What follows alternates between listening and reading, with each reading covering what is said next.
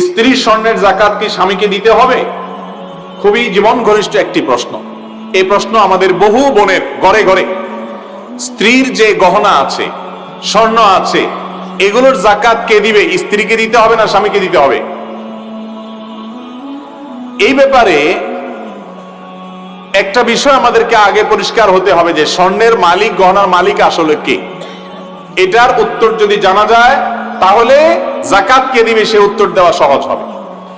আমাদের দেশে মহিলাদের প্রতি এত অবিচার আমরা করি, এত জুলুম আমরা করি, নামাজি কালামী মুসলমানরাও, অন্যদের কথা তো বটেই, যে মেয়েদের সম্পদ কি সেটা পরিষ্কার করে তাদেরকে বুঝাই দেই না।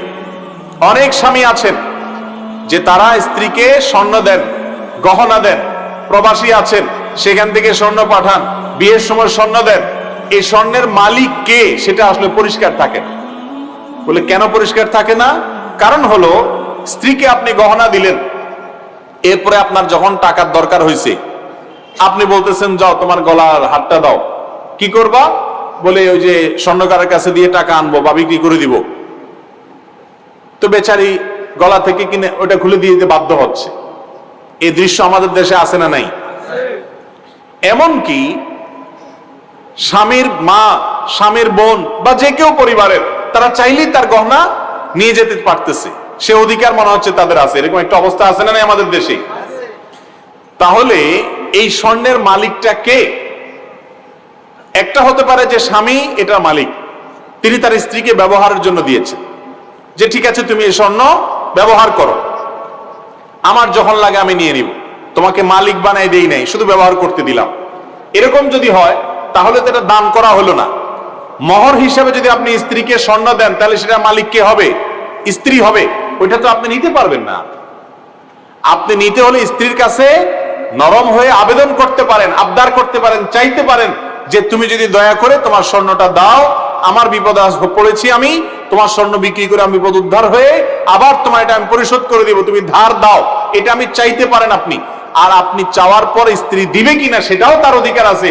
সে যদি বলে না তুমি আবার কখন টাকা পয়সা কামাইতে পারবা না, না পারবা, আমি দেব না, তুমি অন্যভাবে সারো, সে অধিকারও স্ত্রীর আছে। এটা বলার পরে যদি স্ত্রীর প্রতি আপনি কোনো প্রকার জুলুম না করেন, ভুল না বুঝেন, অন্যায় আচরণ না করেন, তাহলে আপনি আদর্শ মুসলমান, আপনি আসল মুসলমান। আর যদি ওইটা বলার পরে স্ত্রীর প্রতি আপনি চড়াও হন তাহলে আপনি 2 নম্বর মুসলমান। কথা কি বুঝাইতে পারছি? এখন আমাদের দেশে বউরে যদি বলে যে তোমার স্বর্ণটা বিক্রি করে দাও, আমার বিদেশ থেকে ভিসা আসছে, টাকা দিতে হবে, আমি বিদেশে গেলে আবার তোমারে কিনে দেব। বউ যদি বলে না তুমি পরে কিনতে পারো না, না পারো, তোমারটা তুমি বুঝো, আমি স্বর্ণ আমারটা দেব না, কি বলেন? ওই বউ ওই সংসারে ভাত খাইতে পারবে? আল্লাহু আকবার। বেশিরভাগ সংসারে আগুন ধরে যায়, বলবে বাবারে ডেঞ্জারাস মহিলা, স্বর্ণ চাইছি সে দেয় নাই। অথচ যদি আপনি তাকে মোহর হিসাবে দিয়ে থাকেন, এটার মালিক সে আপনাকে দিবে না না দিবে এই এখতিয়ার তার। শরীয়ত সম্পদের ব্যাপারে প্রত্যেকের অ্যাকাউন্ট এবং হিসাব আলাদা আলাদা করার কথা বলে। অতএব স্ত্রীর গহনার মালিক কে? স্ত্রী।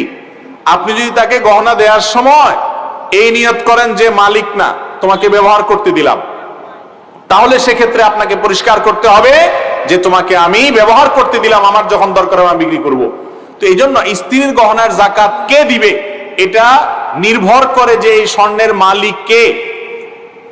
যারা মহিলারা স্বর্ণের মালিক আছেন, 7 ভরির বেশি স্বর্ণ আছে, আপনারা আপনাদের স্বামীদেরকে জিজ্ঞাসা করবেন যে স্বর্ণ টর্ণ দিছ, বাবার বাড়ি থেকে দিলে তো উনি মালিক, ওটা তার জিজ্ঞেস করার দরকার নেই। যদি স্বামী দিয়ে থাকে জিজ্ঞেস করবেন তুমি যে দিছ এগুলা কি তোমার না আমার, কথা পরিষ্কার করো। এই পুরুষ ধরা পড়ে গেছে, আমতা আমতা করবে, আমতা আমতা বলবে না মানে তোমার আমার তো একই, বলবে না, কাহিনী করবে না, কোনো কাহিনী নেই, সাফ সাফ বলো এটা কি তোমার না আমার। আমাকে যদি দিয়ে থাকো তাহলে আমি মালিক, আমি যা ইচ্ছা তা করবো, আমার মনে চায় বিক্রি করে মনে চাইলে আমার বোনকে দিয়ে দিব, ভাইরে দিয়ে দিব, ফেলে দিব, আমার ব্যাপার, অধিকার আমার। আর যদি তোমার হয়ে থাকে, আমাকে ব্যবহার করতে দিছো মনে হয়, তাহলে তো আরেক জিনিস, তাহলে যাকাত তুমি দিবা, কারণ তুমি মালিক। কথা বুঝতে পারছি? তাহলে স্ত্রীর গহনার যাকাত কে দিবে? গহনার মালিক যে, যাকাত সে দিবে। কথা কি বুঝতে পারছি? তো এই জিনিসটা পরিষ্কার করতে হবে যে স্বামী কি মালিকানা ধরে রাখছে না ছেড়ে দিছে। ছেড়ে দিছে তাহলে স্ত্রী সেটার মালিক হবেন এবং তাকে সেটার যাকাত দিতে হবে। যদি যাকাতের নেশাব পরিপূর্ণ হয় 7 ভরি বা তার চেয়ে বেশি যদি হয় তখন সবগুলোর বাজার মূল্য ধরে 2.5% হিসাবে যাকাত দিতে হবে। এরপর প্রশ্ন হলো কালো জাদু বিষয়ে পরিত্রাণের জন্য আপনার কাছে কিছু দিক নির্দেশনা আশা করি। আসলে আমি অনেকদিন ধরে নিজেকে অসুস্থ বোধ করছি। এর মধ্যে আমি স্বপ্নেও দেখছি আমাকে জাদু করা হয়েছে। স্বপ্নের মধ্যে জানানো হয়েছে নির্দিষ্ট স্থান থেকে জাদুর উপকরণটি তুলে ফেলতে। আর বিষয় সম্বন্ধে আপনার কাছে কিছু নির্দেশনা আশা করি। ভাইরা আমার, আমাদের দেশে একটা মহামারী চলছে এবং এই মহামারীটা শহরে গ্রামে সর্বত্র, শহরে আরো বেশি। সেটা হলো ঘরে ঘরে জনে জনে এখন জাদুগ্রস্ত মানুষ এবং জিনের, দুষ্টু জিনের প্রভাবে প্রভাবিত অসুস্থ মানুষ। এই মানুষগুলোর সংখ্যা এত বেশি বেড়েছে যে কল্পনা করা যায় না। শহরে বিশেষ করে বিভিন্ন জায়গায় এবং কি সোশ্যাল মিডিয়াতে আপনারা দেখবেন তান্ত্রিক, কবিরাজ, অমুক তমুক এই সমস্ত অ্যাডভার্টাইজ এখন মোড়ে মোড়ে, পিলারে পিলারে, বিভিন্ন জায়গায় জায়গায়। এই লোকগুলোর কাজই হলো কুফরি কালাম করা, জাদু করা। দেখুন, জাদুর মাধ্যমে মানুষকে ক্ষতিগ্রস্ত করা, দুষ্ট জিন লাগিয়ে দিয়ে মানুষকে ক্ষতিগ্রস্ত করা, এই জিনিসটা দিনের আলোর মতো পরিষ্কার। যারা এই পরিস্থিতির মুখোমুখি হয়েছেন তারা জানেন যে এটাকে যারা অস্বীকার করেন তারা এক বোকার স্বর্গে বাস করছেন। কারণ তারা বাস্তবতাকে অস্বীকার করেন। জিনে ধরা রোগী যারা দেখেছেন, এই রোগীর কাছে থেকেছেন, তারা জানেন যে জিনের অস্তিত্ব দেখা না গেলে কি হবে, মানুষের উপরে সওয়ার হলে দিনের আলোর মতো পরিষ্কার হয়ে যায় যে জিন সওয়ার হয়েছে। পৃথিবীর কোন ডাক্তারের ক্ষমতা নাই, কোন চিকিৎসা বিজ্ঞানের ক্ষমতা নাই ওই জাদুগ্রস্ত ব্যক্তিকে সুস্থ করার অথবা জিনে ধরা রোগীর জিন তাড়ানোর। কোরআনে কারীমের অলৌকিকতা, কোরআনের প্রতি ঈমান আনার জন্য একটা পয়েন্ট যথেষ্ট। আমি সবসময় বলি আল্লাহর প্রতি ঈমান আনার জন্য একটা পয়েন্ট যথেষ্ট। সেটা হলো জাদুগ্রস্ত ব্যক্তিকে যখন আল্লাহর কালাম পড়ে ঝাড়ফুঁক করা হয়, জিনে ধরা রোগীকে আল্লাহর কালাম পড়ে যখন ঝাড়ফুঁক করা হয়, সাধারণত এই ধরনের রোগীগুলো কোরআনের তেলাওয়াত সহ্য করতে পারে না। আমি এর আগেও বিভিন্ন সময় বলেছি যে আমি এমন রোগী দেখেছি কোরআন তেলাওয়াত এবং আজান শুনলে তার শরীর বাঁকা হয়ে যায়, পা এরকম বাঁকা হয়ে যায়, একবারে ধনুকের মতো বাঁকা হয়ে যায়, এরকম ভয়াবহ অবস্থা। এবং কোরআন তেলাওয়াত শুনলে পাগলের মতো হয়ে যায়, টিকতে পারে না, অস্থির হয়ে যায়। এরকম রোগী আজকাল ঘরে ঘরে।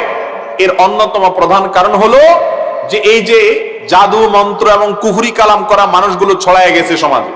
আমি তো মনে করি প্রশাসনের উচিত এই সমস্ত তান্ত্রিক কবিরাজগুলোকে ধরে ধরে সবগুলোকে বিচারের মুখোমুখি করা। কারণ এগুলো স্বামী স্ত্রীর মধ্যে গন্ডগোল লাগানো, মানুষের জীবনকে তছনছ করা, জাদুগ্রস্ত করা এবং এই ধরনের পরিস্থিতির শিকার করা মানুষকে এই কাজগুলো তারা করে যাচ্ছে, মানুষের ক্ষতি করছে। এটা এক ধরনের ক্রাইম, এটা এক ধরনের অপরাধ, সাধারণ কোনো অপরাধ না। ইসলামী শরিয়াত দৃষ্টিকোণ দিয়ে এই ধরনের অপরাধীদেরকে ইসলামী আদালত মৃত্যুদণ্ড দেওয়ার কথা বলেছেন নবী করিম সাল্লাল্লাহু আলাইহি ওয়াসাল্লাম। এই জন্য জাদুগ্রস্ত কোনো মানুষ যদি জাদুগ্রস্ত হন, কোরআন তেলাওয়াত শুনলে তিনি সহ্য করতে পারেন না। জাদুগ্রস্ত রোগী, বিশেষ করে জেনে ধরা রোগী হাই বেশি আসে, হাই তোলে বেশি বেশি করে, এবং কোরআন তেলাওয়াত শুনলে সহ্য হয় না, আজান এর আওয়াজ শুনলে সহ্য হয় না, আর স্বপ্নে বেশি বেশি করে ওই জিনিসগুলো দেখে। এগুলো আলামত। এগুলো যখন দেখবেন কোরআনে কারীমের সূরা বাকারা বেশি বেশি তেলাওয়াত করবেন, তেলাওয়াত শুনবেন, বাসায় হাই ভলিউমে তেলাওয়াত চালায় রাখবেন। যতটুকু ভলিউম সহ্য করতে পারেন কমপক্ষে ততটুকু ভলিউমে তেলাওয়াত চালু করে রাখবেন। ইনশাআল্লাহ এই সমস্ত জাদু, দুষ্ট জিনের আক্রমণ থেকে রক্ষা পাবেন। আর এর পাশাপাশি সূরা ইখলাস, সূরা ফালাক, সূরা নাস এগুলো হলো জাদুর জন্য সবচেয়ে বড় মহৌষধের কাজ করে জাদুর রোগীর জন্য। নবী করিম সাল্লাল্লাহু আলাইহি সাল্লাম আমাদের রাসূল সাল্লাল্লাহু আলাইহি সাল্লামকে লাবিদ ইবনে আসম নামে এক কপাল পড়া এক দুষ্ট মানুষ জাদু করেছিল। নবী করিম সাল্লাল্লাহু আলাইহি সাল্লামকে সে জাদু করার ফলে তিনি অসুস্থ হয়ে পড়েছেন, এত অসুস্থ হয়ে পড়েছেন যে তাকে সুস্থ করার জন্য কোনো রোগ বালাই দূর করার জন্য ডাক্তার কবিরাজ দেখায় কোনো ট্রিটমেন্ট করে কোনো উপকার পাওয়া যাচ্ছিল না। তখন আল্লাহ রাব্বুল আলামিন ফেরেশতা পাঠিয়ে সূরা ফালাক, সূরা নাস, সূরা ইখলাস এই সূরাগুলো নাজিল করেছেন এবং এগুলোর মাধ্যমে ট্রিটমেন্ট করেছেন। এজন্য জাদুগ্রস্ত ব্যক্তিকে ফু দেওয়া, এগুলা পড়ে পড়ে এগুলা তেলাওয়াত বেশি বেশি করা, এবং যারা কোরআন হাদিসের আলোকে ঝাড়ফুঁক করে, কুফরি কালাম করে না, এরকম মানুষের কাছে গিয়ে কোরআন হাদিসের আলোকে ঝাড়ফুঁক গ্রহণ করবেন। আল্লাহ তাআলা জাদুগ্রস্ত মানুষ, জেনে ধরা মানুষগুলোকে সুস্থতা দান করুন। কিছু মানুষ আছে দেখবেন কোনো অসুখ বিসুখ নাই কিন্তু বিছানায় পড়ে গেছে, কোনো কাজ করতে পারে না, বাসার বাইরে যেতে পারে না, ডাক্তাররা সাধারণত দেখে বলে দেয় মানসিক রোগী। হ্যাঁ, অনেকে মানসিক রোগী আছেন, সেটা যেমন সত্য, তবে এই টাইপের রোগী বেশিরভাগ ক্ষেত্রে জাদুগ্রস্ত বা জিনে ধরা রোগী। এই বাস্তবতা আমার সামনে একটি নয়, বহু কেস দেখার সুযোগ হয়েছে।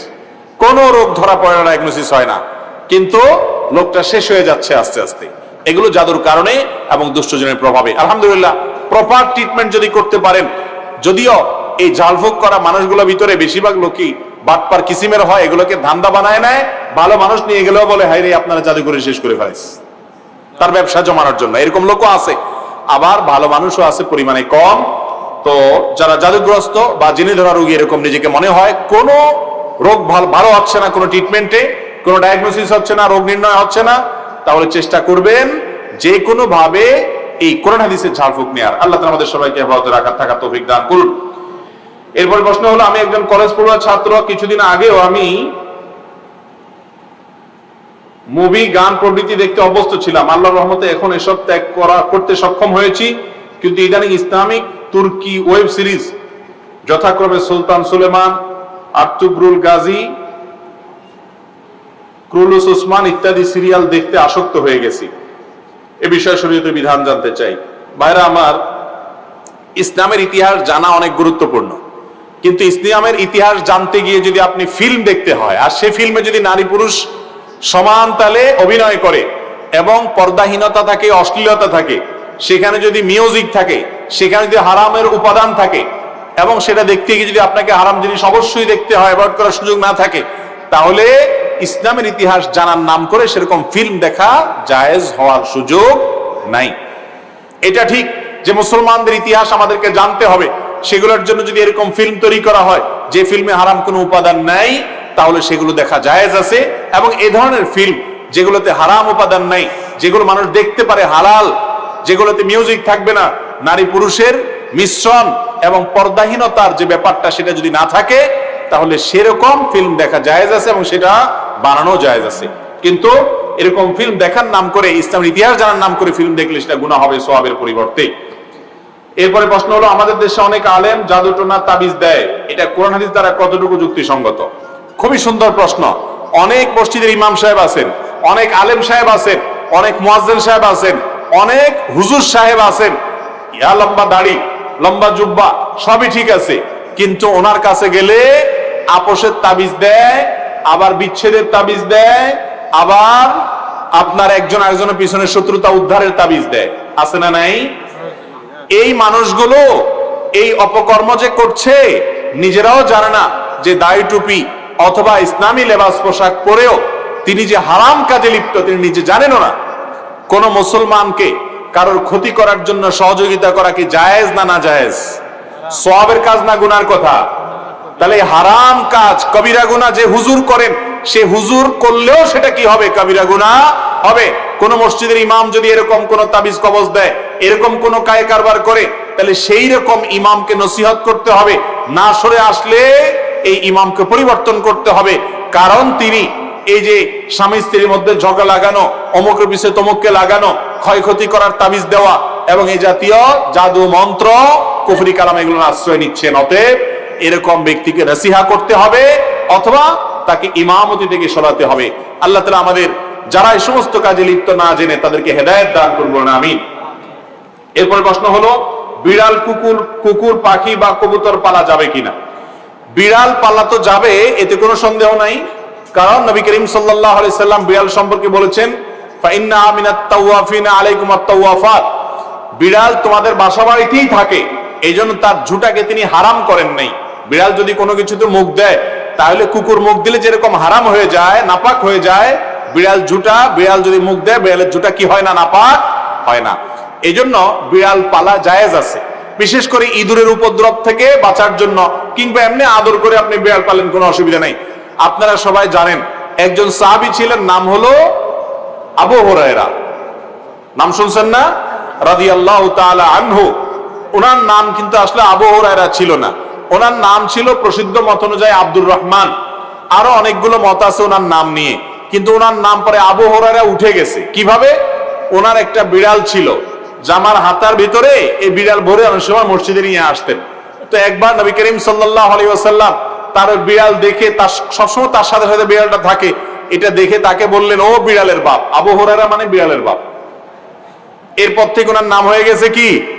বিড়ালের বাপ। আসলে কি তিনি বিড়ালের বাপ ছিলেন? এটা কথার কথা হয়ে গেছে। রাসূল আকরাম সাল্লাল্লাহু আলাইহি ওয়াসাল্লাম মজা করে বলেছিলেন, তো তারপর থেকে ওই নামে তিনি পরিচিত হয়ে গেছেন। তাহলে তিনি যেহেতু বিড়াল পালতেন, নবী সাল্লাল্লাহু আলাইহি ওয়াসাল্লাম দেখেও বরং রসিকতা করেছেন, কোনো নিষেধ করেন নাই। তাহলে বোঝা গেল আমাদের বাসা বাড়িতে বিড়াল পালা কোনো অসুবিধা নাই। কুকুর পালার ব্যাপারে তখনই জায়েজ হবে যখন কুকুরটা পালবেন আপনি পাহারাদারের কাজে, এবং সেটা বাসা বাড়ির ভিতরে না, সামনে তার থাকার জন্য আলাদা ঘর করে দিলেন, রাখলেন, খাবারের ব্যবস্থা করলেন। উদ্দেশ্য ঘেউ ঘেউ করবে, চোর ডাকাত আসলে আপনাকে এলান করবে, এলান দিবে এবং পাহারাদারি করবে। পাহারাদারের জন্য কুকুর পালা জায়েজ আছে, শিকার করার জন্য কুকুর পালা জায়েজ আছে। আমাদের দেশ সহ পৃথিবীর সব দেশে বিভিন্ন আইন শৃঙ্খলা রক্ষাকারী বাহিনীরা তারা বিভিন্ন কুকুর পোষেন। সেই কুকুরগুলো সিকিউরিটিতে তাদের হেল্প করে থাকেন এবং তাদেরকে প্রশিক্ষণ দেওয়া হয়ে থাকে। এগুলো সবগুলো জায়েজ আছে। কিন্তু বাসা বাড়িতে কুকুর পোষা, এটা ইসলামী শরীয়ত দৃষ্টিকোণ থেকে শখের বশে কুকুর পোষা, এটা জায়েজ নয়। আমাদের একটা বড় সমস্যা হলো, পশ্চিমাদেরকে কোনো কাজ করতে দেখলে আমাদের সমাজের কিছু মানুষ মনে করে ওই কাজটা করলে বোধহয় আমি একটু ভদ্র হইতে পারবো, একটু স্মার্ট হইতে পারবো, আধুনিক হইতে পারবো, জাতে উঠতে পারবো, আমাকে মনে হয় একটু শিক্ষিত লাগবে। এই জন্য ওরা যদি উল্টাপাল্টাও করে অন্ধের মতো সেটা গ্রহণ করে।